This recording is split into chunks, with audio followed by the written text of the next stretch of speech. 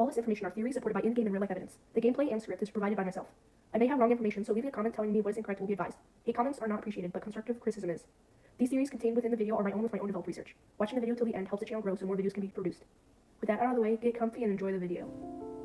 I'm back, everyone. Today we will be looking at Subnautica, cause something's fishy. Subnautica is a singular-player, open-world game. It takes place on an alien water planet you've crash-landed on, filled with sea creatures and beings. Yet before you can escape, you must cure yourself from Kara, a highly infectious alien bacterium which causes severe illness and genetic mutations in its hosts. Much of Planet 4546b's animal kingdom is affected, leading to high chances of death within weeks, if not treated or cured. But today, Kara is the least of our worries, because we'll be talking about the Peeper vs. the Oculus, in addition to the Water Strider and the Hoverfish. Could they be related? Extra disclaimer time. I would just like to say that this script of the Oculus vs. the Peeper was from December 2024, so my younger self might have messed a lot of stuff up. As you journey through the entrance to the jelly shroom cave, the first thing that comes to mind are probably the giant jelly shrooms. Then the crab snakes, then the Degassi base. But down the line, you may have noticed the Oculus, a close, mutated version of the Peeper, in which is adapted to its environment. Found at 90 to 300 meters deep, the Oculus spends all of its life deep in the cave, with obvious homology to its cousin, or physical characteristics found in different creatures, or for this case fish, that share the same kin, or one's family. The Arctic Peeper also shares related homology. All three of them have adapted differently to their different environments. One obvious difference is that the Oculus is missing its beak, which confuses how the species would eat. As stated by the PDA, though, who is an artificial intelligent machine who gives scans on everything in the game, says that while the Peeper feeds on small corals, the Oculus feeds on microscopic fungi in the jelly shroom cave, which supports my theory later on even more. The Peeper's tail fins are replaced with 5 separate tendrils, detaching off the quadral pentacle, which can perform autotomy.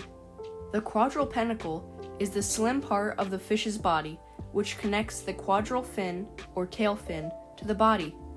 And autonomy, self-amputation, is when a prey animal detaches one of its own body parts in order to scare or distract predators, and regrow over time. These parts give a sturdy base to transfer muscle energy from the fins itself to the abdomen. Now the Peeper.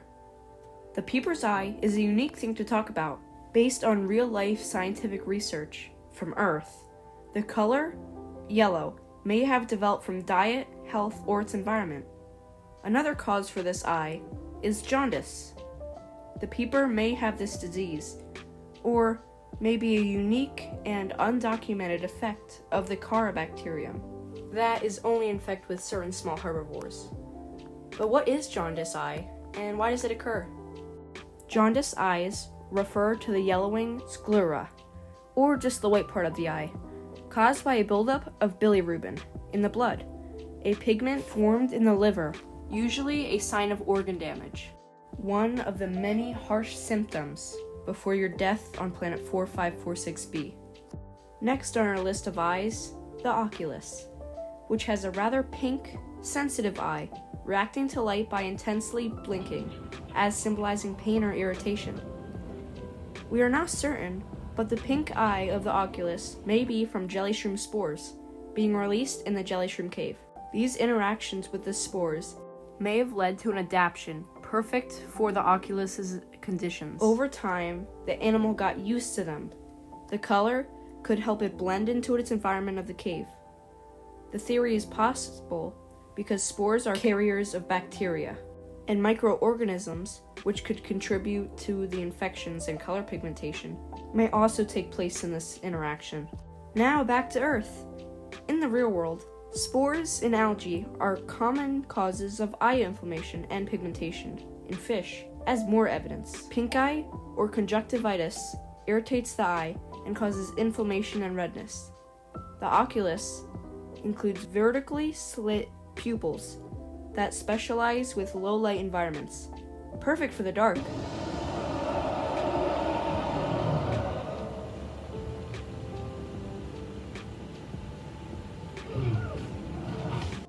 Cool transition, right? Note: there are 1,700 species of Gerridae types. When Gerridae is said, I refer to this one type of species.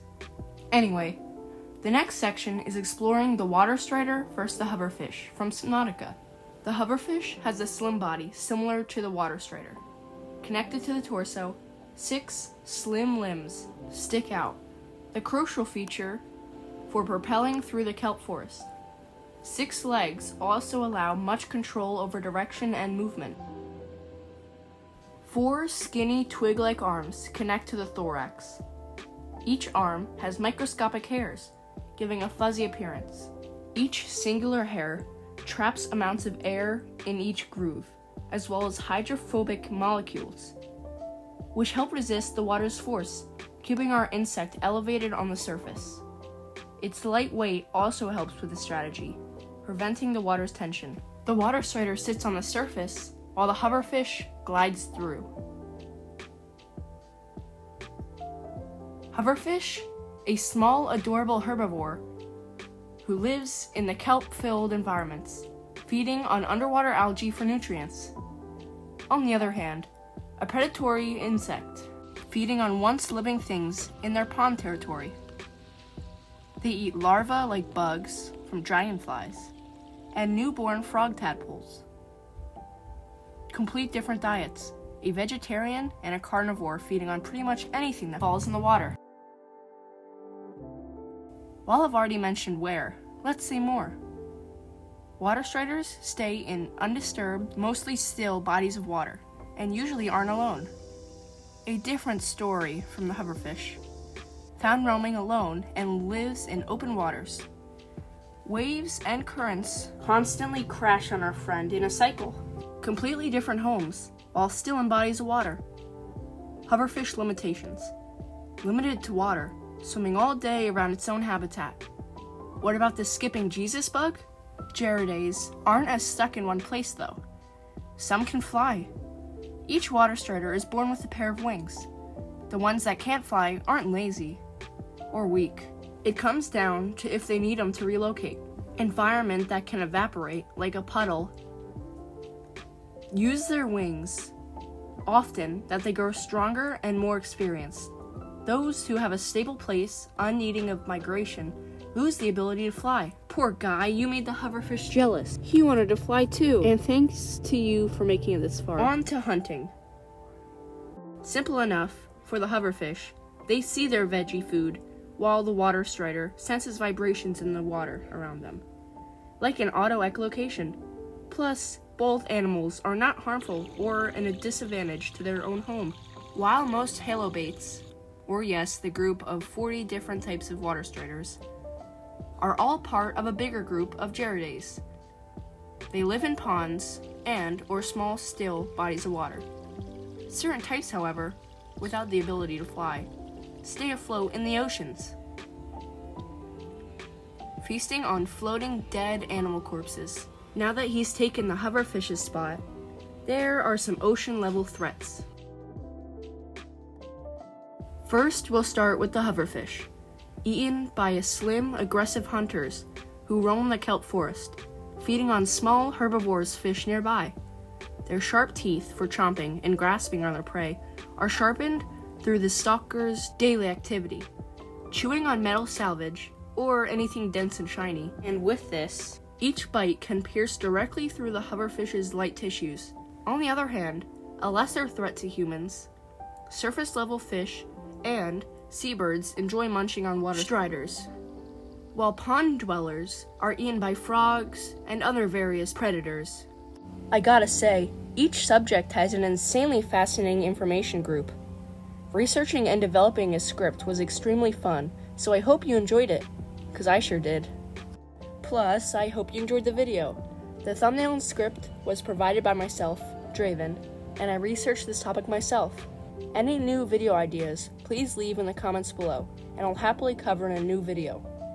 Till the next scientific breakthrough, see you next time.